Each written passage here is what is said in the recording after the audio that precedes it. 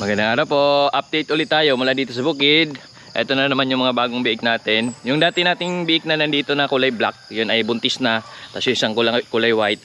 Tapos yung isa naman na mas maliit, ngayon ay medyo malaki-laki na gagawin natin mga inahin. Ngayon naman, ito yung mga bago naman na ating mga alaga dito. Ito mga F1 na ito na gagawin nating inahin. Ayan na sila.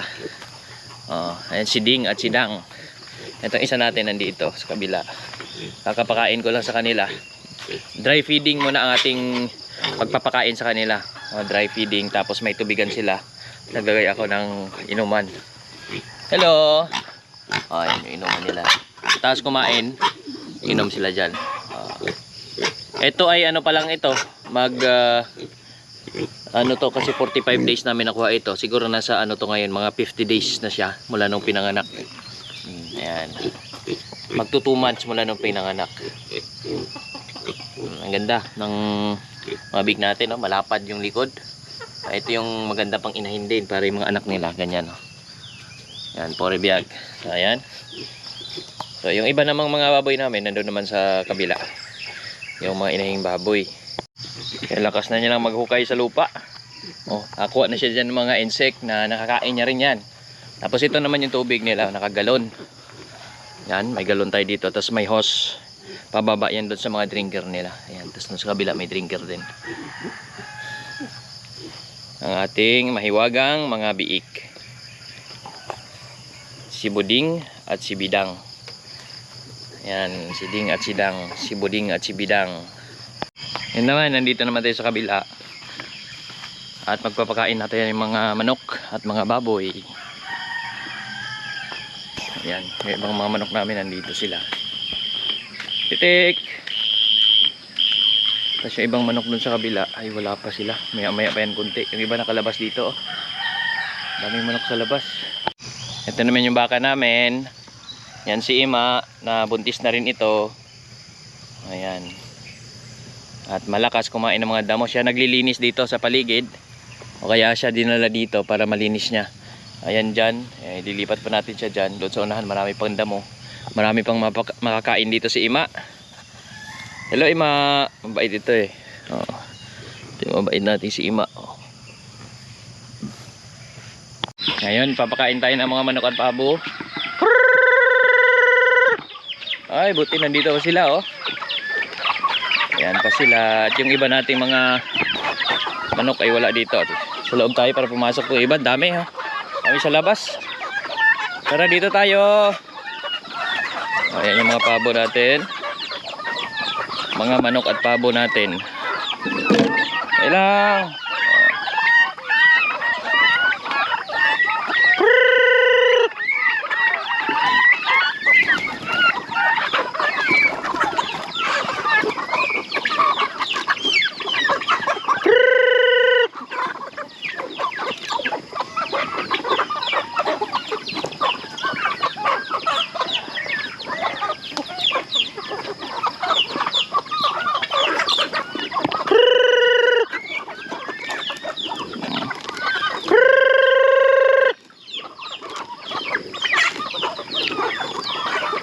Wala natin pakainin ng maaga kasi mamaya gagala na naman to sila. Ayan.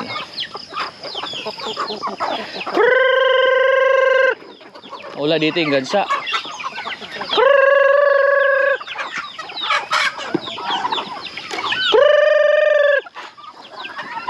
Ayun yung gansa, pabalik pa lang.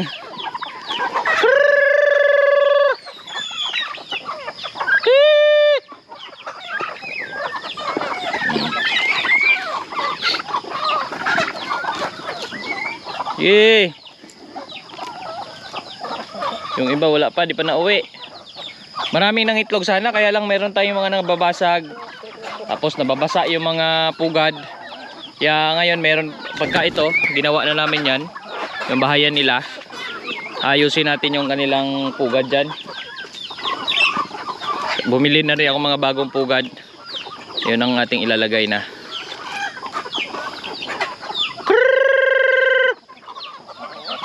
May mga gansa tayo bago maglakad. Andun pa sila sa unahan.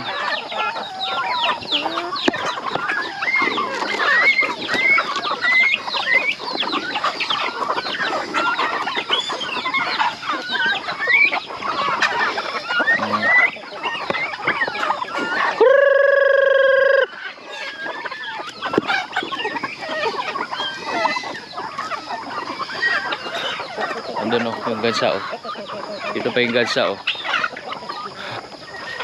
Ang layo ng nararating nila. Tik! Sunod din sa akin itong iba ano yung gansa? Dere!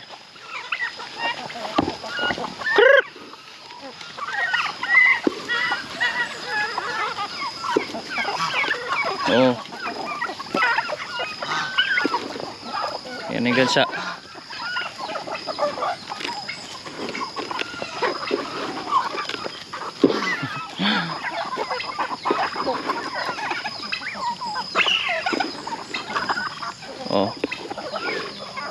Yan. Iba na din pa. Maya yan sila, alis na rin yan. Kain na naman ng mga damo-damo yan, mga insect sa labas.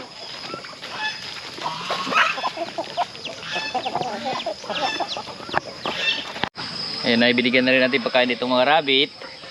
Feeds ang binibigay natin ngayon.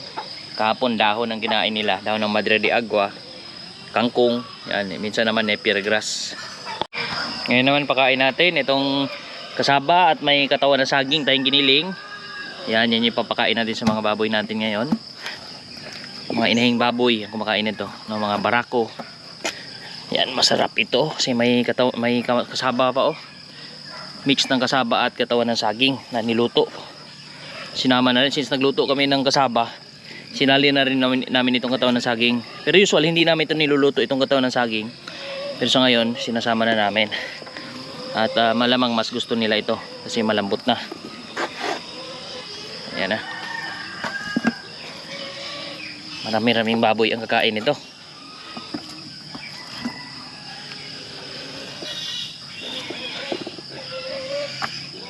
Okay.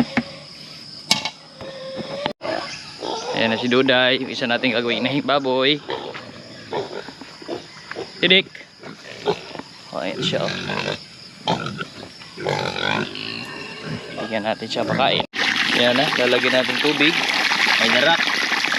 Konting pitch tapos King's Vita Plus na vitamins na hinahalo natin sa pakain sa mga alaga natin. Yan na, nakain na si Duday. Malaki-laki na rin itong isa natin gagawing inahin. Medyo gutom pa, kakapurga lang din namin to. Tapos yung iba natin nandito pa.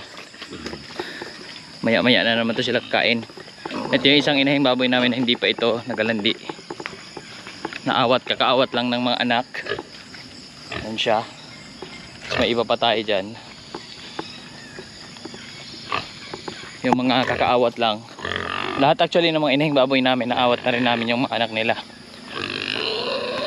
Kaya may isa dito, payat pa. Ito, fresh pa talaga to na pag-aawat mula dun sa inahing baboy. Ayan. Ayan yung isa. Fresh pa from awat. Ganun din itong isa preskong awat pa lang din yan. Ito yung mga buntis na. Kasampa lang to. Pinapakawalan na dito pagka buntis na. Kasi yan, pre-range na sila dyan. Nakain niya sila dyan sa paligid. Ito naman yung lumang bahay namin ng kambing. Ayan yung bahay ng kambing na luma. Nandyan pa yung mga kambing natin ngayon.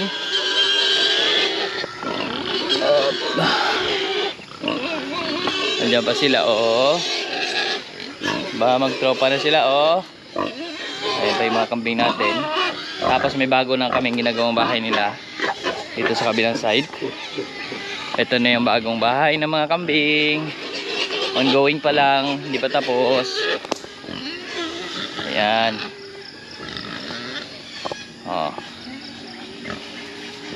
Ito, tulugan ng mga maliit na kambing. Akyata na maliit na kambing. Yun sa mga malalaking kambing. Etong baba naman, pag may mga anak, so mayroon paling part ng lupa. Kalahati niya, lupa yung part dito sa baba. Ayan yung ating housing ng kambing. At sa kabila naman, ito yung sa mga baboy naman. Itong ating maliit, simpleng piggery. Ayan naman. Gustahin muna natin sila dito. Ayan, linisin pa to hindi pa natin nalinis. Kumusta na? Ayan sila. Ito yung first batch. Sa kabilang side naman, andito yung mga second batch. Second batch na big natin, oh. Ayan sila sa dulo. Hello, good morning. Ayan. Ang aming mga alaga dito. Ayan yung mga kambing natin. Buntis, may mga buntis na rin dito. So ngayon meron na kaming 16 na kambing. So nag-aantay pa tayo pagka yan ay nanganak na. Lalagpas na sa 20. So ito naman yung pinapakain na yung mga pre-range naming baboy. Ito yung pwesto nila ng kainan. Hidik! So ito yung kainan nila. At pagkatapos kumain ito, pupunta na yan sila doon sa area ng mga damo-damo.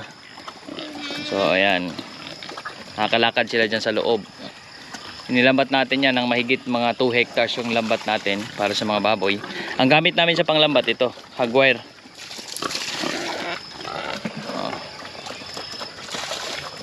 Ang pagkain natin, yon pa rin yung kasaba na may katawan na saging na niluto. Ayun yung binigay namin, hinaluan ng darak. May konting feeds yan. So, ayan. Dahil sila ay mga buntis na, so may halo na rin ito nung pang para dun sa mga nagbubuntis, yung gestating feeds. Kapag naman malapit na sila mga anak, haluan naman natin ang lactating feeds. Ayan. So sila, ito nakahiwalay ito, itong bagong awat yan, payat na payat pa si mami. Bagong awat pa lang yan, mag-a-adjust din yan. Dito so far medyo naka-adjust ng konti. Ayan. Ito yung maunang mga anak, si Black. Itong iba matagal pa kasi kakaawat lang nito ng anak. Tapos may isa ditong dumalaga na unang buntis niya pa lang. Ito si Dida, Dada. Ito si Dada, si Dida. Ito. Ayan, nag-aaway-away lang sila dito. Sige, kain na. Dida. Ito yung pinakahari nila eh. Buti na lang tumatakbo yung natatalo. Pero pagka yan ay nag-aaway-away sila, maganti yung isa. Delikado. Ayan. Ayan na, nandito rin mga babo kahit tapos na silang kumain. Dito rin sila, nakikisalo rin dito sa mga baboy. Pag nagpakain ng baboy, dito ay nakikigulo.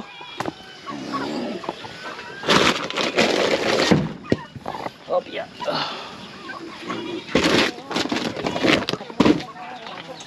Ayan. Kain lang tayong baboy. Ngayon naman po ay kumakain na rin yung mga baboy natin. Ayan na sila. Ito yung mga pinapalaki natin na mga biik dati. Ngayon medyo malaki-laki na rin. Tapos meron pa tayong second batch dun sa kabila. Dun sa kabilang kulungan. Ano mga pabo, dito naman yung mga pabo sa labas. Kumain na yan sila pero ayan pa rin sila. Nakikichismis. So ayan naman yung mga second batch natin biik. May 10 piraso tong kabila.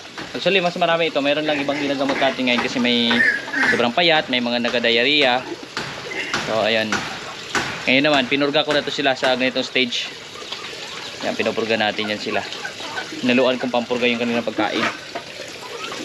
Tapos dito may tubigan tayo. Pag nauhaw sila, mayroon silang mainom sa drinker na nilagay natin. Ayan, ating mga biik. By next month, yan, pang out na rin yan sila. For lechon naman ang target natin. Ayun, tapos na rin kumain yung mga baboy natin. Yung mga gansa na may mga sobra-sobra. Nakain nila. Yung mga baboy, yan sila. Tapos na rin kumain. Ganoon din yung kabila. Tapos ito nilagyan na rin natin. Pinalitan natin yung inuman. Para hindi tirhan ng lamok. Ayun naman yung kanina.